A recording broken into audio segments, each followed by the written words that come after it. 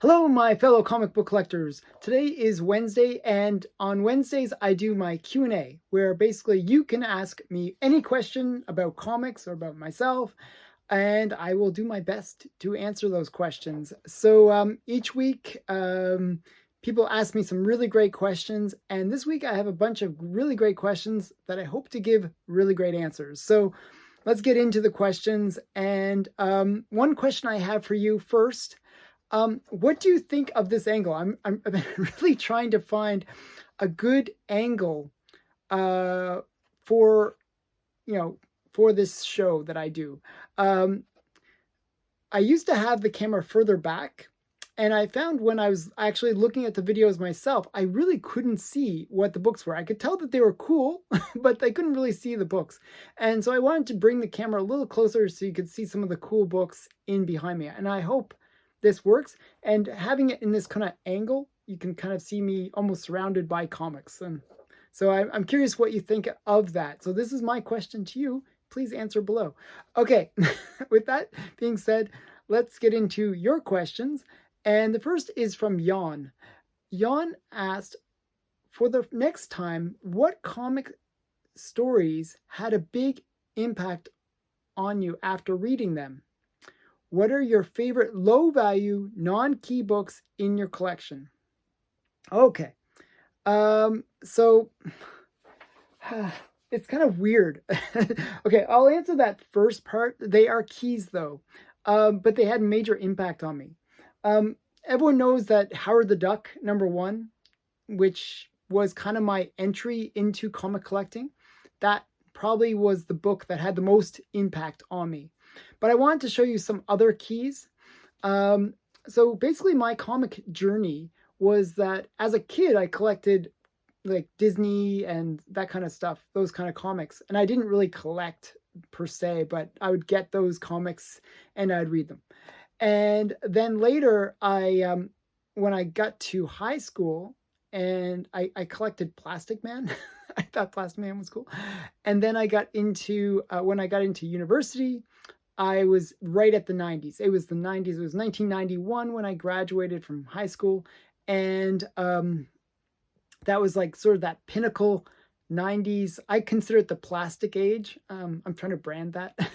Where it was kind of that generation of comics which were massively overprinted.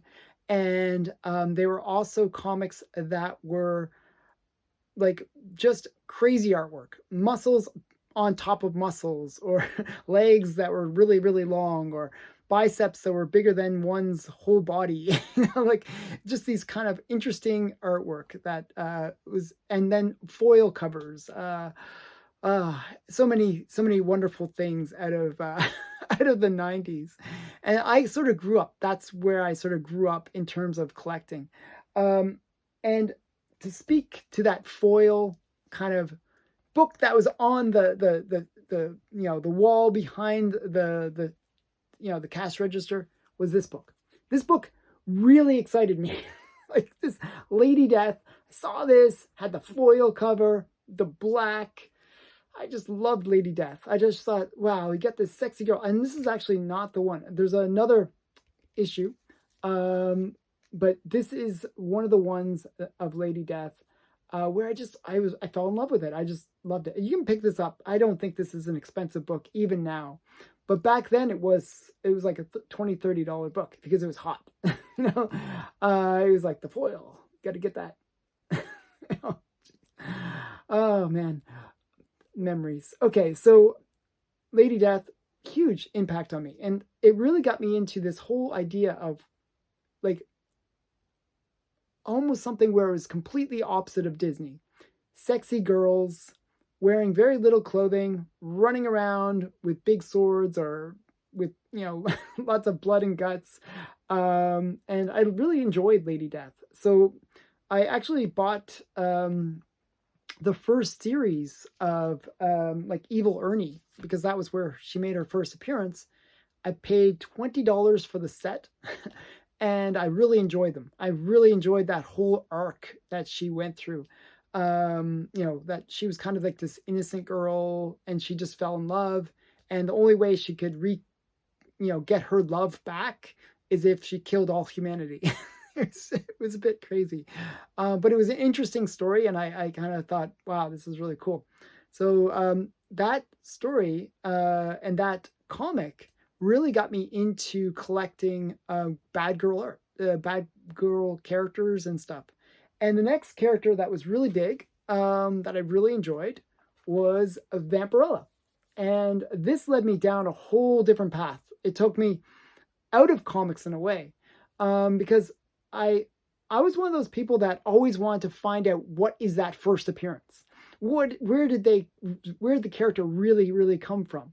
So this is actually Vampirella's first comic appearance. Not many people realize that Vampirella was created in 1969, and she didn't actually appear in comics. She was always in magazine format, and it was really Harris that took over the mantle from Warren Publishing that brought Vampirella into comics. So this was Vampirella's first comic appearance, and it has just so much going for it. It's got it's an Adam Hughes cover, and it has like a poster that you could send away for a Dave Stevens poster that you could get, and the poster was pretty awesome. I actually have the calendar of the Dave Stevens calendar.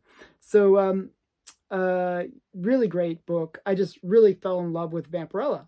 I liked her whole thing. Like I always was into vampires. I always liked, the vampire stories. So I kind of liked the sexy vixen kind of vampire, and Vampirella was that. And so I as I said, I was like trying to get into where did they make their first appearance? And somebody said, oh, she was in a magazine. So I was like, oh, what was the magazine? And where do I even get these magazines? Because this is before eBay. This is before he could get things easily. And it just happened that the comic company that I was, like the local comic book shop, the guy, he had this warehouse of comics. And he also had like a warehouse of magazines. And he happened to have a lot of these early Vampirellas. So I was buying all of his Vampirella magazines, and it sort of led me to start collecting anything related to Warren Publishing. So I just sort of went full on that. And I collected the whole Warren thing, like Famous Monsters, Help, Creepy, Eerie, 1984, everything that they ever produced, I collected and tried to find. And I really enjoyed a lot of those series.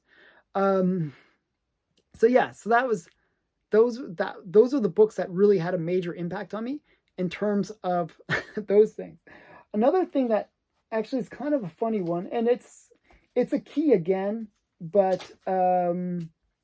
it kind of led me in the thing of like collecting comics as well. Like kind of got me into that whole hype. I got sort of sold in on that hype of the 90s. 90s was all about hype. It was a very interesting age. Was this book. Spawn. I paid $10 for it. You can see how much I paid. That's the original sticker price tag on the book that I bought. So this is Spawn number 1. I believe that you could probably still get this grade of a copy, non-slabbed, for about $10 too. So I didn't do well on this investment. But I really enjoyed Spawn. I enjoyed the early Spawn. So what I liked about Spawn was the fact that he was a superhero, but he was limited. He was... he had that clock. The original first few comics, he always had that clock that was counting down. And if he used too much of his power, the clock would count down faster and he would eventually have to return to hell. So I kind of liked that idea. So I was a big fan of Spawn.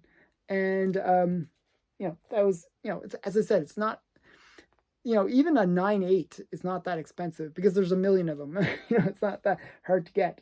But another one that had a major impact on me and was one of my first Batman ones that I'd read. So I kind of went more DC than Marvel back when I first started collecting. And I kind of liked DC because it was much more mature than Marvel, in my opinion. I thought X-Men were kind of cheesy. I don't know, which I later changed my opinion on them. But at the time, I kind of thought X-Men were kind of cheesy, especially because it was that time period of the 90s where the artwork for X-Men was kind of like the Jim Lee, and I found it a little bit, I didn't really care for it. So I didn't really like that time in X-Men. But I did gravitate towards DC. And one of the things that I really liked was the Vengeance of Bane and the whole Venom, like where, it's the drug that kind of makes you super strong. And I also got into Nightfall. Is sort of like this series that kind of ran through different books of Batman. And it was very interesting. So I kind of like that whole idea of the superhero getting destroyed. Bane destroys Batman. He just he breaks his back. It's that famous breaking the back thing. And I like that storyline where Batman has to basically rebuild himself. He's like rehabilitating himself. I thought that was a very interesting storyline. So I really enjoyed that run on Batman, and I kind of liked that because it was martial arts as well. There was like all these kind of martial arts masters that would attack Batman, and he had to beat them all in order to sort of graduate to the level where he could be Batman again. And I really enjoyed that. I thought that was a great series. A more modern series, and you asked me about low, like non-key, kind of inexpensive books. Well, is this one. And I've talked about this one before, and I'll talk about it again because I love it so much, is Extinction Parade. Really great. I love this storyline. The artwork is from a friend now. I sort of commissioned a bunch of stuff from this artist because I really like the artwork from him. It's Max Brooks, Extinction Parade. Now, Max Brooks is famous for World War Z and, really great zombie stuff. Well, this is zombie meets vampires. And it's just such an interesting story. It's the story of what if there's, what would be the interpretation of the zombie apocalypse in the from the point of view of vampires. Vampires, they can't eat zombies. They can only eat humans. So basically the zombies are kind of eating all their food source. So it's really interesting to see the way that the vampires think, and I think it really captures that that way that they would think, because they're sort of clueless. They just assume that humans will survive. It'll be okay. They'll come back. They'll be okay. It's just a few zombies, but then they see that the zombies are winning, and it's just that kind of realization. So it's actually 2 runs. The first run, the vampires are really just cluing in to the fact that this is an extinction parade, but that these parade of zombies are basically going to be their extinction. The vampires are not going to have a food source. And they're just kind of cluing into that in the first series. And the second series is showing them how clueless they really are. In terms of what to do about that zombie apocalypse. And it's a really great series. I really enjoyed it. It's a very quick read. And I was a big fan. So that's Extinction Parade. Okay, so that's some of the books that I enjoyed. I hope that was a good answer to your question. And those are all inexpensive. You can pick up Extinction Parade like $10 for the whole series or something. It's like really cheap, very underrated, just a great series. I really enjoy it. Okay. Next question is from Keston's Old School Comic Books. Keston is a friend of the channel. I've collaborated many times with him, and he has amazing books. So you got to check out his channel. So that's Keston's Old School Comic Books. Check him out. And he wrote, great video, CCG, interesting info. Here's a question for you.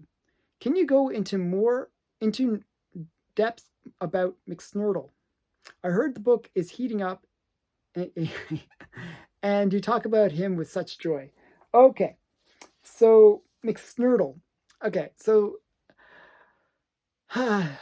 he's joking when he says it's heating up. So it's an old McSnurtle is actually kind of an interesting character. Um, so I'm a big fan of super pets. I like quirky characters, maybe because I'm a quirky person myself. I always like the idea of these super pets. I think super pets are kind of silly, fun. And one of the super pets is McSnurtle. And I'm not even sure if he's going to be in the movie. That's the funny part. McSnurtle is basically this turtle that looks like the Flash. Okay, and I'll show you his first cover appearance. This is Captain Carrot and his Amazing Zoo Crew #9. And that right there is not McSnurtle, but Mr. Terrific Mr. Whatsit. And that is McSnurtle's alter ego. So I'm going to tell you the origin story of McSnurtle. Okay, so it's actually kind of a fun story. So I'm just going to tell you quickly his thing. And he looks kind of like Silver Age Flash. But basically, McSnurtle, the story behind it is this. There's this planet called Vulcan, okay? And Vulcan, on it is like this super evil person and super good person, okay? And, it's the typical angel versus devil kind of situation. And they are talking about the most invincible person that could be. And the good guy says, hey, the most invincible person would be somebody who is honest. The most honest person, no matter what you bribe them with or try to like tempt them with, they are basically invincible to that. They're immune to that kind of deception. And so the evil guy was like, okay, find me the most honest person you can, and I will prove that I can corrupt them. Okay? So that's the challenge. It's like this, typical good versus bad challenge, and they have to find the most honest person. So they have this special ray that they create, and they zap Earth to find the most honest person on the planet. And they look at a school teacher, they look at a mayor, they look at a police officer, and they all do like little bad things that nothing really major, but they're not 100% honest. And so then they find McSnurtle. Now McSnurtle is this turtle. He's just a lazy turtle. He's super lazy. So there's a sort of a joke where his friends are gathered around him, and he's not an unlikable person. He's just very lazy. And they joke, oh, we'll ask him what time it is. And McSnurtle is just so lazy. He's just so slow. It's like that they fall asleep waiting for him to answer the question of just what time it is. And so when the ray hits McSnurtle, it sees that he is super honest because he's too lazy to be dishonest. So it's like honest by default. So basically he gets zapped back to Vulcan, which is this random planet. And in the process, he breaks his shell. His shell is just destroyed. And he's like, oh man, my shell's destroyed. And they decide that on Vulcan, they're going to train him to be a superhero with all these kind of powers. And that way, the temptation is there, right? If you're given so much power, absolute power corrupts absolutely. And they're testing that out with McSnurtle. So he's given absolute power. He's like given like super speed. And what happens is both the good guy and the bad guy try to tip the scale so that they can win the bet. And the bad guy sets all these temptations up, and the good guy, he says, well, okay, we got to give him his shell back. He has this broken shell. So he gives him this special shell. And it looks just like a normal turtle shell, but it has a conscience. It has this little, almost like a cuckoo clock. And it kind of pops out where it tells McSnurtle, do the right thing. Just do the right thing. Don't be lazy. Do the right thing. And it kind of pokes him whenever it needs him to do the right thing. So what happens is McSnurtle goes back to Earth, and he goes back to being lazy. He's just lazy, and he witnesses a crime happening, and so he's just like, I don't really He's like, he's just so lazy and apathetic that he doesn't want to do anything. But then the consciousness inside his shell, this new consciousness that the good angelly character added, pops out and it says, hey, you got to be good. Go, you have powers. You're super powerful. You're the most powerful turtle in the world. And so McSnurtle basically gets poked and he leaps out of his shell and he's in that flash mode where he can be super, super fast. And he fights the crime and he proves that he is the most honest and most invincible person or character in the world. And the good guy wins the bet. So that's McSnurtle's origin story. It's kind of cute. They keep on poking him, make sure that he stays on track and always does the right thing. So McSnurtle is just a fun character. I really like those kind of quirky characters. And I'm actually in the process of getting his first appearance. I'm trying to get the book with his first appearance, which is Funny Stuff #1. And if I also just purchased his first cover appearance as McSnurtle, not as Mr. The terrific Mr. What's It. His first cover appearance as McSnurtle is in Funny Stuff #9. So that's from 1940 something. So it's an older book. So that's McSnurtle. Just a really fun kind of very lighthearted. These the Funny Stuff books were really geared towards kids, and maybe that's why it appeals to me, because I grew up reading Disney books, and it's got that level. It even has things where they explain some big words, and it's really kind of cute. And the funny thing is, if you read the comic, at the very bottom in Funny Stuff #1, where you're reading the origin of McSnurtle, they have all these things like about fighting against the Japanese. It's really interesting because it's a war comic. It was like during the Second World War, and they were like saying, hey, turn in your metal in order to fight the Japanese. So it's really funny because it's like this really innocent child orientated story, and then you got all this stuff about fighting the Japanese at the bottom, which I thought was really interesting. Okay, so that's McSnurtle, and I hope you enjoyed that little origin story of McSnurtle. Next question is from Ronald Walton. What comic was Peppy Lapew's first appearance in? So last week, I kind of went through a whole bunch of cartoon characters' first appearances. And it was a big, long list. You got to check out that video, because if you're ever specking on cartoon characters, well, that's the video, because I literally show like dozens of great first appearances in comics for cartoon characters. And so the question is Peppy Lapew. And this is Peppy Lapew's first appearance. This is Dell Looney Tunes #240. Okay, he's not on the cover, but this is his first appearance. I'm not sure what his first cover appearance is, but I know that is his first comic appearance. So that's Dell Looney Tunes 240. Okay, so that's the book. Okay, and so that's from I think 1954 era. Okay, so, and the very last question, and I'm not sure how to answer this question, so I almost have to throw this question back at them, but I'll answer. I'll read it. Star Podlog and Star Pod Trek podcast wrote, "Do you collect comic book publications?" Now, I wasn't sure what they meant by that.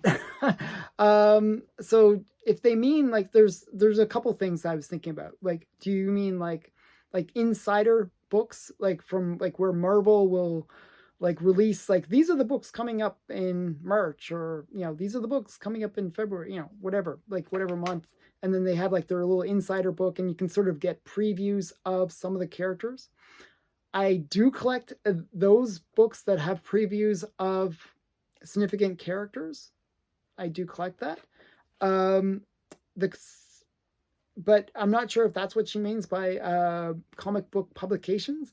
Another publication idea was, I was thinking, do you mean like the guides, like Wizard or things like that? I used to collect Wizard. I have a dozen, or like, no, more than multiple dozens of Wizard comics or magazines. So if that's what you mean, I'm not sure. So I'm throwing it back at you. I'm not sure what comic book publications are per se. I'm not sure which one you meant, but I hope I answered the question. And that's it for today's. Video. These are all the questions I had. But if you want to get your question answered, and you have like some follow-up question, please leave a comment below, and I'll answer the question next week. So I hope you enjoyed this video. If you enjoy my content and my new layout, please, subscribe to this channel, and thanks for watching.